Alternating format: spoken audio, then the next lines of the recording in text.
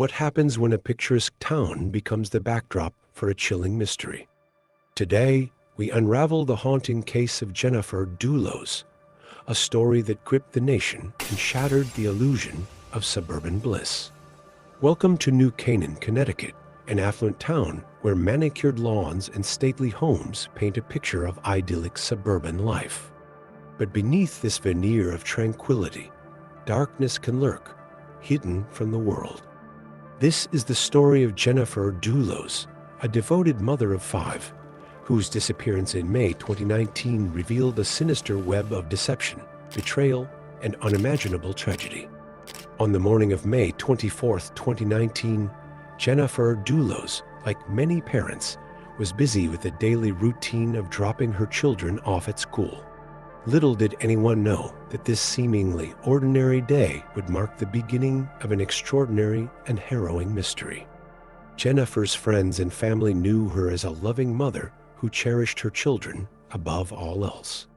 So, when she failed to return home and missed several appointments, alarm bells began to ring. Her friends quickly reported her missing, and a search effort was launched. The initial clues led investigators to Waveney Park, a serene and expansive area in New Canaan. It was here that Jennifer's black Chevrolet Suburban was discovered abandoned. The sight of her car, empty and parked near the park, sent chills down the spines of those who knew her. Something was terribly wrong. As the search for Jennifer intensified, investigators delved into her personal life, uncovering a tumultuous and acrimonious relationship with her estranged husband, Fotis Dulos. The couple was embroiled in a bitter divorce and custody battle over their 5 children. Jennifer had moved to New Canaan with the children, while Fotis remained at their former home in Farmington, Connecticut. The divorce proceedings had revealed a history of conflicts, financial struggles, and allegations of infidelity. On June 1, 2019, just a week after Jennifer's disappearance, the investigation took a dark turn. Fotis Dulos and his girlfriend, Michelle Troconis, were arrested and charged with tampering with evidence and hindering prosecution. The charges stemmed from surveillance footage and other evidence that suggested Fotis and Michelle had been seen disposing of items that appeared to be stained with Jennifer's blood. The evidence included clothing and cleaning supplies, leading authorities to believe that Jennifer had met with foul play. The allegations against Fotis Dulos and Michelle Troconis painted a disturbing picture. Surveillance footage captured Fotis driving a borrowed truck to Jennifer's home on the morning she disappeared. Michelle was seen accompanying him. This footage, coupled with the discovery of Jennifer's blood in the truck, strongly implicated the couple in Jennifer's disappearance.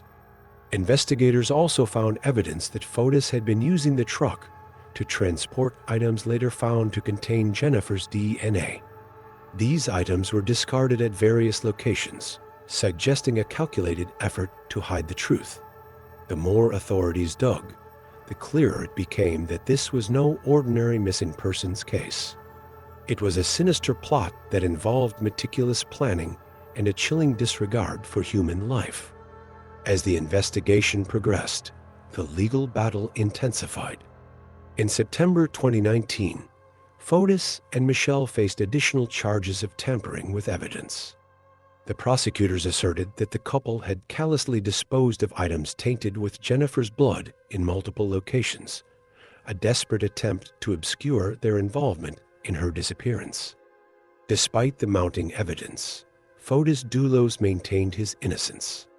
He continued to assert that Jennifer was alive and had orchestrated her own disappearance to frame him.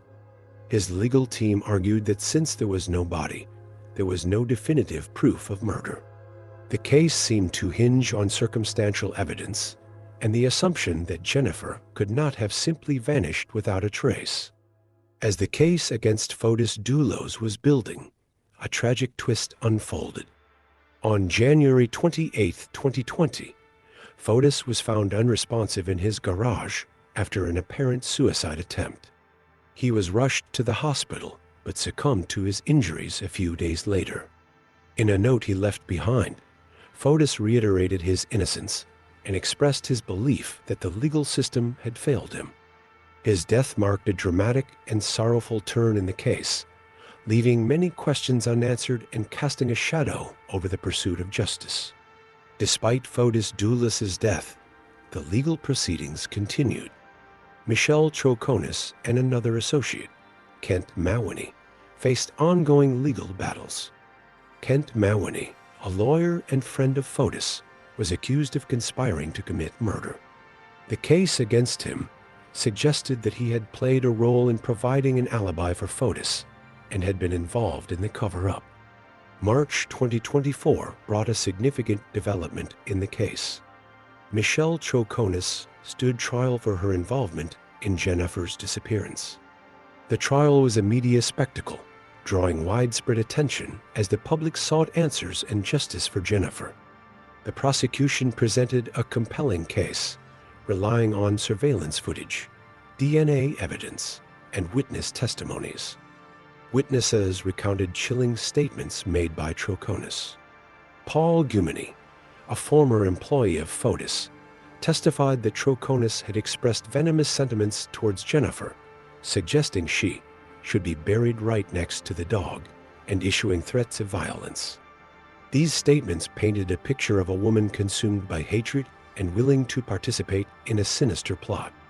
The prosecution also showcased surveillance footage that captured Troconis and Fotis discarding refuse bags that later tested positive for Jennifer's DNA. The evidence was damning, weaving Troconis into the web of deception and murder. The jury found her guilty on multiple charges, including conspiracy to commit murder, evidence tampering, and hindering prosecution. She was sentenced to 6 years in prison. While Michelle Troconis' conviction marked a significant step towards justice, the case was far from over. Kent Mawhinney, the former attorney and confidant to Fotis Dulos, awaited his day in court. Mawhinney's involvement in the conspiracy was under intense scrutiny. Allegations placed him at Fotis Dulos' residence on the morning of Jennifer's disappearance, suggesting his role in providing a false alibi. Mawhinney, maintaining his innocence, exercised his constitutional right to remain silent during the trial. His legal team mounted a vigorous defense, asserting his non-involvement. The public's fascination with the case remained undiminished, with every legal development reigniting interest and speculation. In the wake of this tragic case, a beacon of hope emerged. In May 2021, Connecticut Governor Ned Lamont signed Jennifer's Law into effect. This groundbreaking legislation expanded the definition of domestic abuse to include coercive control. Named in honor of Jennifer Dulos and Jennifer Magnano, another victim of relationship violence, the law aimed to provide greater protection for victims of domestic abuse. Coercive control involves patterns of behavior that restrict a person's freedom and independence. This can include isolation, monitoring, and controlling resources. By recognizing these behaviors as abusive, Jennifer's Law aimed to provide legal recourse for victims and prevent escalation to physical violence. The law also allocated funds for free legal counsel to low-income victims seeking restraining orders and mandated secure accommodations in courthouses. It was a significant step forward in addressing the often hidden dynamics of domestic abuse and providing support for those in need. Despite the legal victories and the passage of Jennifer's Law, many questions remained unanswered. Jennifer's body had never been found, leaving her family and friends without closure. The mystery of her disappearance continued to haunt those who knew her and captivated the public's imagination. The Connecticut Probate Court declared Jennifer legally deceased in October 2023, acknowledging the overwhelming evidence that she had not survived. This declaration, while providing some legal closure, did little to ease the pain of her loss. The case of Jennifer Dulos stands as a stark reminder of the darkness that can lurk beneath the surface of seemingly perfect lives. It highlights the importance of vigilance and the need for robust legal protections for victims of domestic abuse. Jennifer's legacy lives on through the law named in her honor, a testament to her resilience and the fight for justice. As we reflect on this tragic story, we are reminded of the fragility of life and the importance of cherishing our loved ones. Jennifer's story continues to resonate, a haunting reminder that even in the most idyllic settings, the potential for darkness and tragedy is ever present.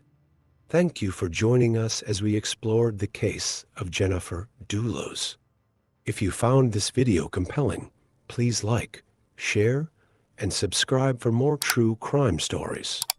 Until next time, stay safe and vigilant.